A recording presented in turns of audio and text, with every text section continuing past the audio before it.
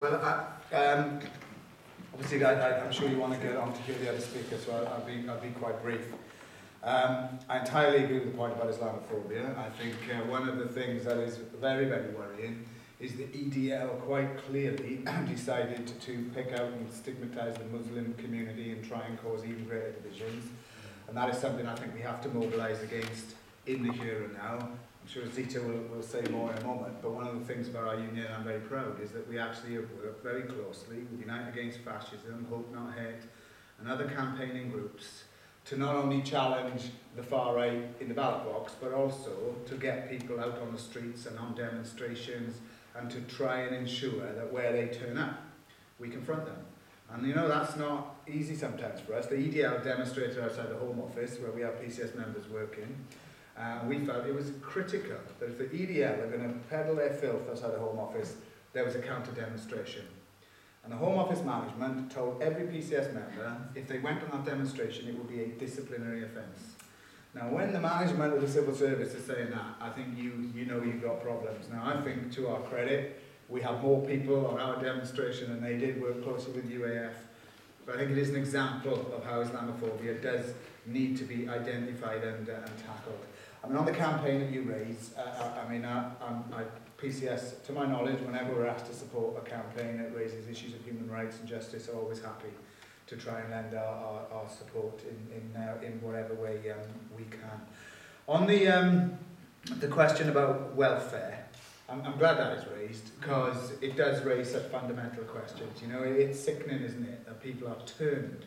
They are told that their problem are those people who don't go to work and it's a drain on the economy, and if people just add a bit more about them, they can find a job. And it's pernicious. And I tell you, one of the things that I feel quite strongly about, the place that always gets singled out is Merthyr Tydfil. Now, I went to school in Merthyr Tydfil. It's a very depressed area in the South Wales mining valleys. And it was started by James Purnell when Labour were in office. He went to Merthyr and started lecturing people about being work shy, and how Ian Duncan Smith carried it on. And I had a row with James Purnell, and I said to him, stop stigmatising people in this community. And he said to me, you show me a single quote where I stigmatised anyone. I said, well, all right, let's start with this one. Why did you tell the Sunday Times that people in Merthyr have to understand there's more to life than getting up from the bedroom and walking to the front room? Now, if that is not stigmatising a community, I don't know what is. He claimed he was quoting someone else. But it is dreadful, because it talks down people and communities. The reality of Merthyr is the steelworks shut, the pits shut, private industry withdrew, and there are 39 jobs advertised in the job centre, or there were last year. There are 1,500 people who are on job seekers allowance, so that tells its own story. So I think there is no substitute for the hard yards of being prepared to make the arguments. We've produced a pamphlet, an alternative vision of welfare that we think is far more appropriate to a country like the UK. Oh, excellent. I see copies here, and the author is sitting there a few rows behind, Andrew Fisher. It's an excellent pamphlet, and what it does is it argues for an alternative welfare state. And we've gone round doing public meetings about it. We're working with unemployed workers groups, but it's hard. Because, you know, we all, I think, know people that no matter how much you try, you fall for this thing that there are some people who don't do enough. So I think we've just got to carry on, and we've got to try and popularise it. I'll make this last point. As soon as you do that, however, you get attacked. I mean, I've only ever made one complaint to the Press Complaints Commission, and it was exactly on this issue. In the Sun, a few weeks back, about 6 weeks back, Richard, I think it was, they ring us up to tell us that they've unearthed a secret video, an undercover video. I thought, my God, what have I been doing? And actually, what we found out was this was not an undercover video, it was a speech I made. It was on YouTube, it's been there since 2010. It's good to see that their journalists are really up to pace. It takes them 2 years. And in the speech, what I said was, why is it in this country we obsess about benefit fraud, £1 billion, when tax avoidance, evasion and non-collection by the rich is £123 billion. And the whole point of my speech was to say, nobody says, therefore, the benefit fraud is something that you go around saying that's a good thing. But the analogy is, if you're in a bank and one person runs off with £1 and the other runs off with £1 million, they're both doing something that they shouldn't, but surely the priority is to run after the person with £1 million. And yet in Britain, we're told the priority is to go after the person with the pound. The next day in the Sun, we had headlines of ranting union boss, which is probably true, ranting union boss encourages benefit fraud. And it was designed to get people, and I think it's a good example of as soon as we challenge any of this, things turn. Final question, youth unemployment. I know you need to move on. Youth unemployment and trade union membership, it is a big issue. It's a big issue because trade union membership is falling.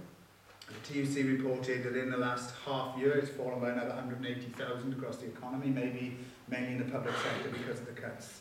There's never been a more important time for us to build a trade union movement, because without being too controversial, it seems to me at the times of austerity, Britain needs a radical, vibrant opposition more than it has ever needed it.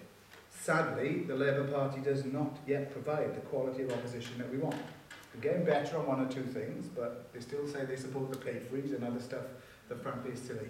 I think, therefore, that it is the trade unions that are increasingly the focus of opposition in Britain. And as long as we make sure that's harnessed by working with other people, not trying to tell them what to do, the UK Uncuts, the Barracks, the pensioners movement, we can be part of a coalition and play an important role in it. But ultimately that is a coalition on trying to unite people. And in that sense, I think the more we can make the case to young people and others to join the union, the healthier position we will be in. And in the first instance, my view is what that means is people need to think there's a reason to join the union. And I can tell you every time PCS calls a strike, people join the union in their thousands. And they join it because they want to be part of something that appears to be trying to stand up for them. And part of the problem, maybe over the past few years, is that too many of our unions have not been prepared to engage in that resistance properly, and they've looked the other way. And now we need them all to step up to the plate. Because in times of austerity, if we don't all step up to the plate, we'll regret it for generations. Thanks very much.